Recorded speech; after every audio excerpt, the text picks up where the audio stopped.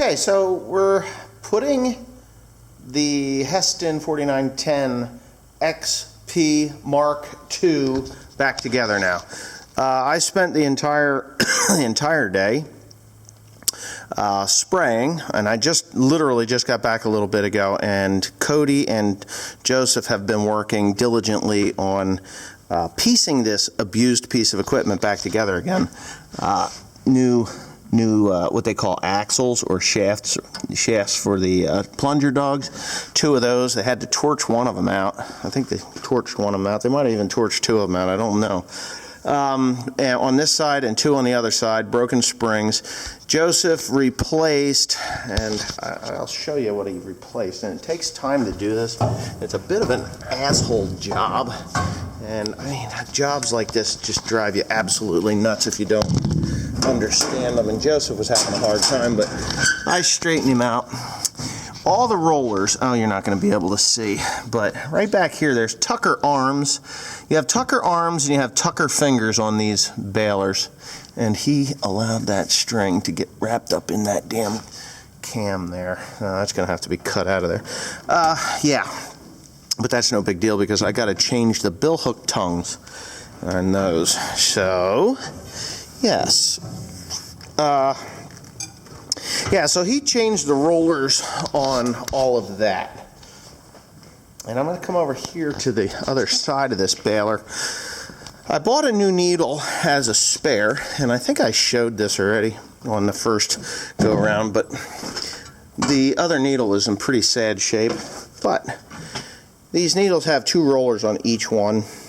And if you see, these needles, there should be a little bit of a flare on these, and they don't. But those Tucker arms, when the needle comes up, the Tucker arms actually raise up and allow the twine that is on the upper string to grab on this roller.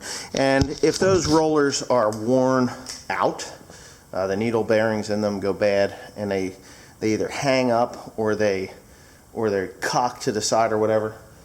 This is all about timing in a knotter. So I changed all the rollers, everything, all the rollers, all the springs. The rollers that are down here, they're all brand new. The springs across there are brand new. The springs at the top, they're all brand new. And I think I showed this already, but I've got 6 knife arms here. These knife arms, they will all be brand new. I love my Loftanine here, and of course I have the new tongues, and I have the new axles that go, or the new pins that hold those together. And I've said this in the past like 100,000 times already, but every little bit of wear on these parts take the precision out of them, and they need to be precise, like the rollers here on the tongue. That roller will get flat spots in it, and then it won't open wide enough, and you'll pierce the twine. Or even on the knife arm, and I've said this before, that roller on the knife arm, that gets a flat spot in it, and it won't sweep the knot completely off, and then it causes the excessive wear on the bill hook, and it'll actually break the tongue.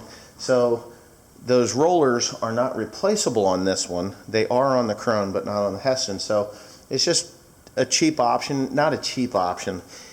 It isn't cheap. They're like $200 a piece or close to it. So you got 6 of them. You got $1,200 worth of those things, or not quite $1,200. I think it's $1,100. Something close to that in new knife arms. And I know there's guys out there who say, "Oh, I've had the same knife arms for 150,000 bales." Well, I'm sorry. I don't believe you.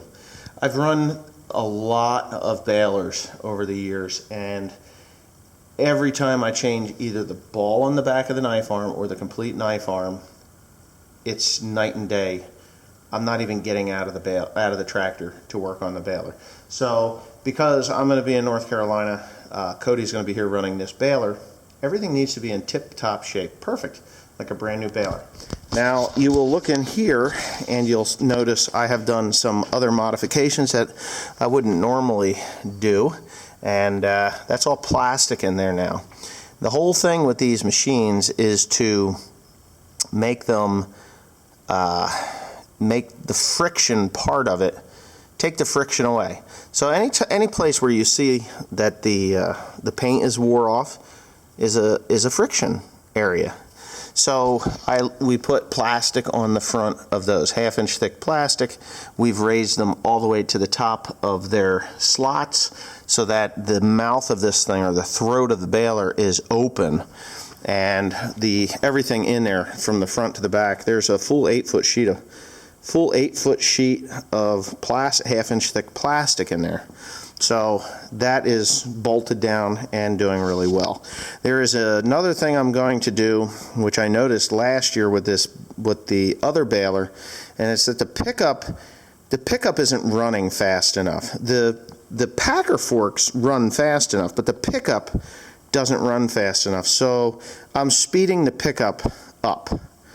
I'm going to make that thing really run very quickly, which will throw the hay, pick the hay up and throw it into the forks, the packer forks, and it should send them up there pretty quickly. And that's just going to make it feed more smoothly into the stuffer or the packer, and then the stuffer can shove it up into the bale chamber. I have modified the timing on this thing, and I don't know if anybody, if I told anybody, but the timing on the stuffer is very important. And if you set it the way Heston has it or Agco has it, it is not ideal. It'll work. It works wonderfully, great. But what I want it to do is to work exceptional. So what I've done is I've set the timing on the baler, set it up. I have the book in the truck, set the timing on the baler the way Heston wanted it, and then I advanced the stuffer. Did I advance the stuffer? I retarded the stuffer. Okay, so what was happening is when this thing is stuffing, it is stuffing up against the bottom of the plunger. It isn't.